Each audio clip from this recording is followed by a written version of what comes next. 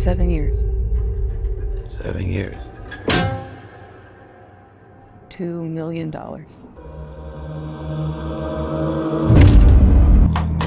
I don't want to do this anymore.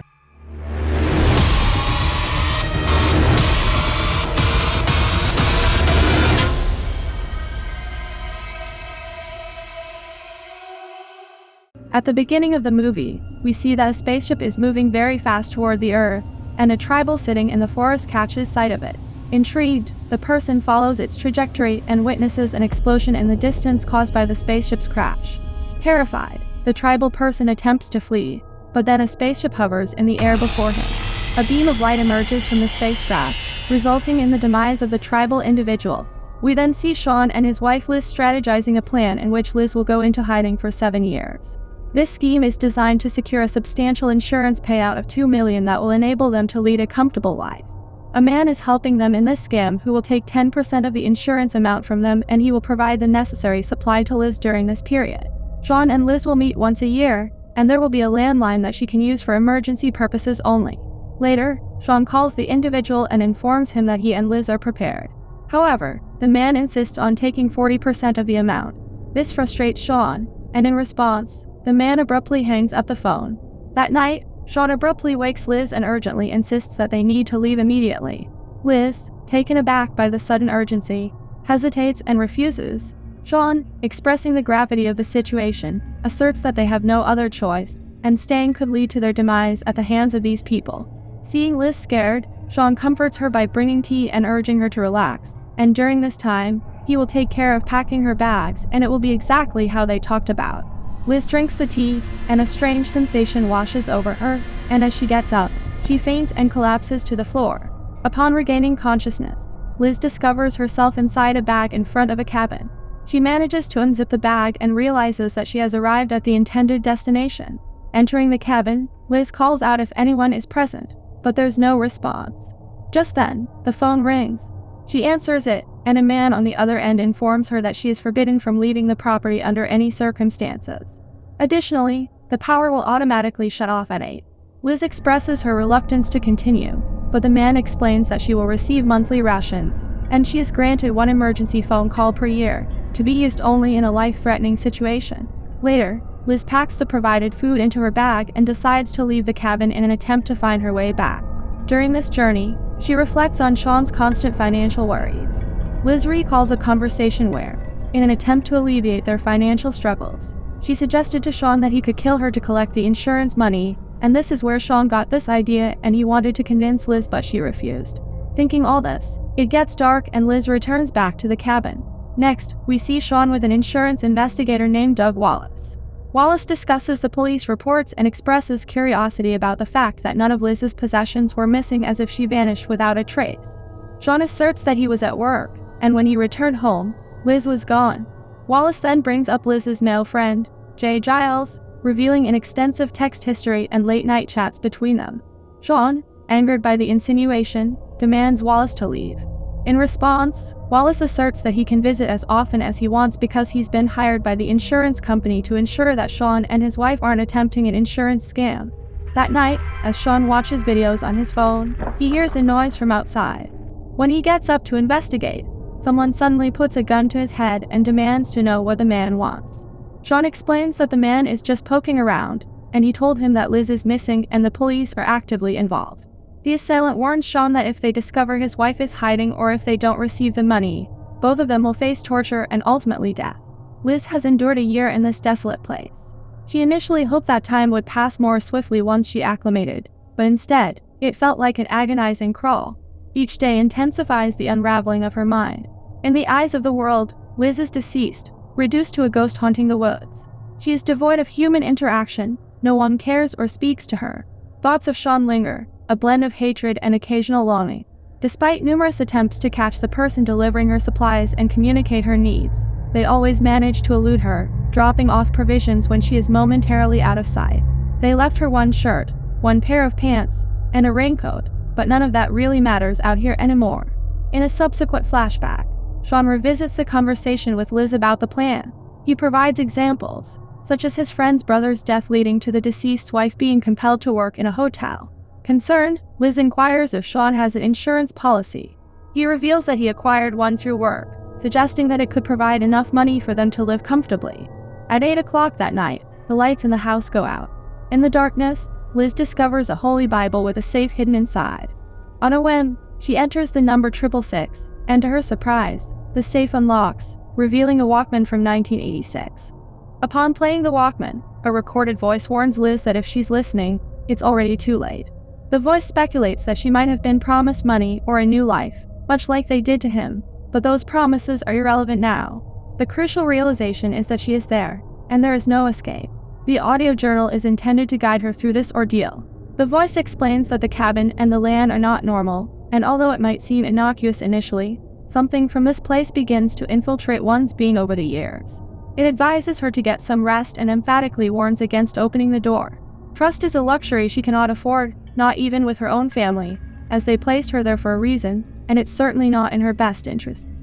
In the safe, Liz also discovers a diary containing a sketch of a strange entity, a map, and a Geiger counter. Now, before she could understand anything, there's a loud sound of a tree falling outside, and the Geiger counter buzzes.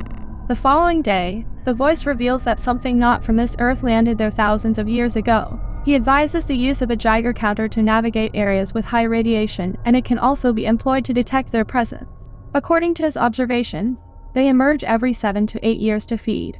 They last appeared in 1982, so the next occurrences will be in 1990, 1998, and so forth.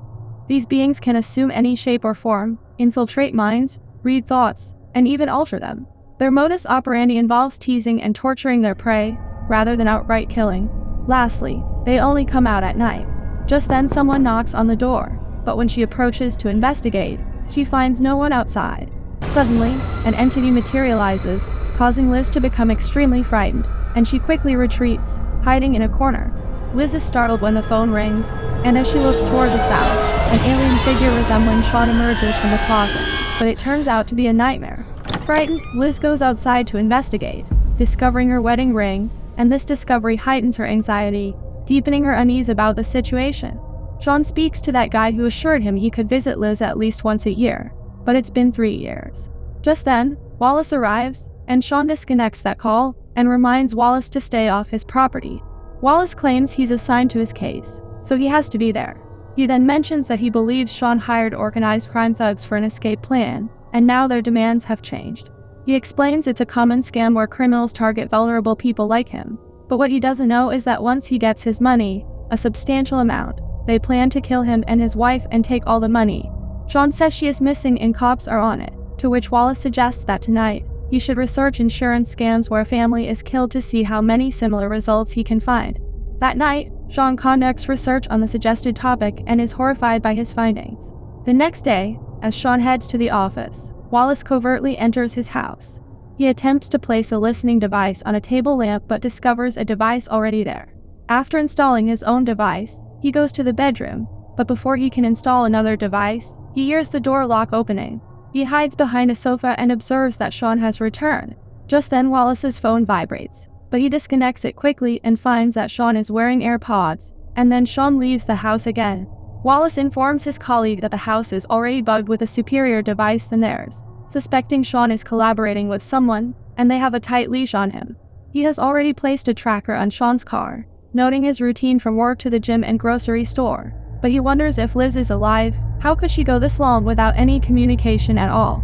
The scene shifts to Liz, and the voice on the tape expresses the difficulty of making recordings due to feeling mentally and physically unwell. Despite this, the speaker feels compelled to continue for her and for himself, acknowledging the possibility of being deceased when she hears the message.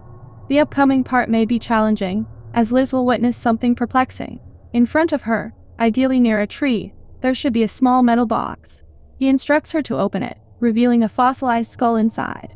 The speaker theorizes that it belonged to a Native American killed by one of the beings, and something inexplicable attached itself to the skull, acting like a doorway. By touching the skull, she can travel anywhere back in time, into the future, anywhere she desires. As Liz touches the skull, something happens to her. Strange visions appear on the screen, and within moments, it turns to night. She then hears the snarling of a creature, and trees start breaking and falling around her. She struggles to comprehend the chaos, And just then, a tent with the shadow of an entity inside appears. Suddenly, the tent moves toward her, and the entity attacks, prompting Liz to scream for help. The entity doesn't harm Liz, and the man on the tape emphasizes the importance of her understanding the situation. He reveals that he has been in her position, standing where she stands now. He touched the skull, witnessed everything, and created this tape specifically for her. A spaceship then appears in the sky directly above Liz.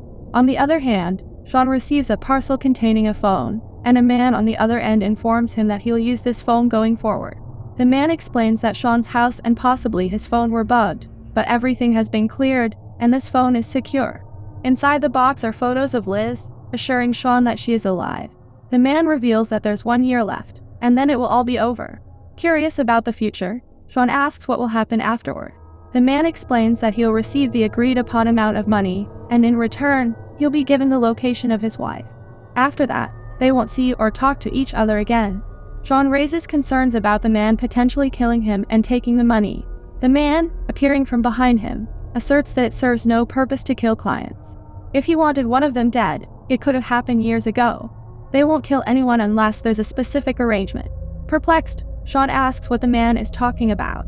The man reveals that his wife has been confined in that cabin for 6 years, experiencing cabin fever. He questions whether Sean thinks she'll welcome him with open arms. Sean argues that she knows it has to happen, but the man questions whether she'll kill him at the first opportunity as revenge for stealing 7 years of her life. Sean says he has done everything for her for years. She can do this one thing for him, so they can live the life he deserves. Now when the man becomes silent, Sean looks behind and finds that he has disappeared from there. Listening to the tape, Liz hears the man agreeing that what's happening is impossible and frightening. He claims to have seen the future, so she can ask him anything, and the tape will respond. Curious, she tests it by asking how many fingers she's holding up, and the voice correctly answers 3. Shocked, Liz questions if she can escape the place alive, but the tape evades the question, explaining that death is tricky, and their perception of it isn't accurate. She then inquires about how to leave, and the voice reveals she can't without a vehicle. Liz asks how he ended up there, and he shares that he had a decent life with a job and family until someone promised to make his dreams come true. All he had to do was wait there for 7 years and pretend to be dead. However, they kept changing the terms with her wife. She tried to go to the cops and get them out of it, but these people killed her, and his son, and left him the pictures. Overwhelmed by guilt, he lost everything and eventually ended his own life, and his body remains somewhere near the skull in the box. He reveals that the operators of this place follow a plan to feed the beings, questioning the profitability of making only a few thousand every 7 years. Liz pleads for his help, but he responds that he's no longer alive. He informs her about a river to the east as a potential escape route and suggests a phone trick. While he was there, he used the 2 prongs that hang up the phone, akin to Morse code. 1 hit represents 1, 2 hits for 2, and so on. Following this, he intends to convey that if she manages to escape alive, but abruptly, the Walkman stops. Just then Liz hears the sound of a helicopter from outside and she runs outside for help, but suddenly the lights turn off and she sees that there is no helicopter but a spaceship. Sean then calls her name from behind, due to which she gets scared and comes inside the house. Liz says he is not real, but Sean says he is here to take her home and asks her to open the door. On the other hand, Sean has received the insurance money and asks the man how he wants the funds delivered.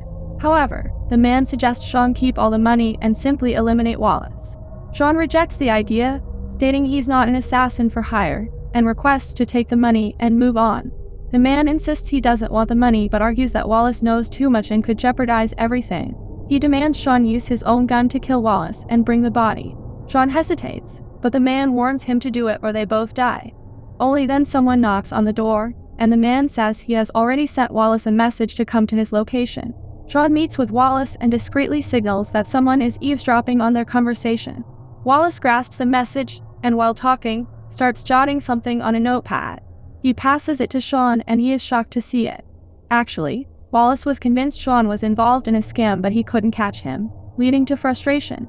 In a fit of anger, Sean, feeling cornered, ends up shooting Wallace, despite not originally intending to do so. Here Liz tries the phone trick and her call gets connected, but no one can hear her voice. Afterward, Liz records on the Walkman, stating her desire for the world to know that her husband, Sean, forced her to this place. She's uncertain about her location and the date, but she's determined not to stay another moment. Heading west, She hopes to find a river or road, any sign that she's no longer in that place. It's approximately 2 hours after sunrise, and she plans to keep walking until sundown, aiming to put as much distance as possible between herself and the haunting land by then. After this, we see a flashback, in which Liz shares with Sean that she misses her dead parents a lot. Sean tells her that a woman said she believed that they have been dead for trillions of years. That if they had the right perspective down, their past, present, and future, that's all in one place. Meaning, their parents may be dead, but on the other side of the hill, they are there, laughing and cooking. Liz wakes up the next morning and finds herself back in the cabin, and when she comes out, she finds Sean there. She asks him to get out, but Sean tries to convince her that he is Sean. She asks him why is he here, to which he says it's over, and they got the money, and they can leave this place. Liz says he kidnapped her for money, to which Sean says she sat there and helped him plan this whole thing out.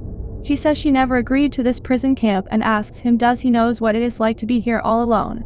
She tells him that there is something in those woods, and those devils that he made a deal with, they are only here to feed it. Sean says she just has cabin fever, so once they leave, she will be back to her normal self. Liz says she is not going anywhere with him and she knows he is not here to save her and take her away, but to kill her. Sean says he is not, to which she asks him to turn around and prove that there is not a gun in his pants. Sean turns around, revealing a gun tucked in his pants, insisting it's for his protection. Suddenly, Liz attacks him, but he overpowers her and knocks her down. Expressing frustration, he mentions having a plan for them to be happy, but as always, Liz disrupts everything. During the struggle, Liz notices a dagger nearby and slowly inches towards it. As Sean attempts to shoot her, his gun malfunctions. Seizing the opportunity, Liz rises and stabs him with the dagger, causing him to fall. Despite Sean's plea for help and an offer to give her all the money, Liz refuses to assist him and leaves the scene. She then searches for the remains of the man who left her the tape and finds another tape with him. She puts the tape in her Walkman and tries to communicate with him, letting him know that she has the car keys and is alive. The man responds, revealing that he's the one who removed the bullets from the gun. He speculates that when he took his own life, something in the area prevented him from fully dying, turning him into a kind of multi-dimensional entity. Expressing gratitude, Liz acknowledges that it's her time to leave. Feeling somewhat detached from the real world, she doesn't know where she'll go. The voice then requests her to take his bones out of this place and bury them somewhere far away, as he hopes that doing so might free him from the haunting grasp of this place as well. We then see Sean in the house, injured and unable to move his legs. Suddenly, the entity, initially appearing as Liz, transforms into its true form and advances to attack Sean, and in terror, he screams for his life. Thanks for joining us on our horror movie recap adventure. If you enjoyed the chills, subscribing would mean a lot. Drop a comment to share your thoughts and keep the terror alive. Stay spooky and see you soon.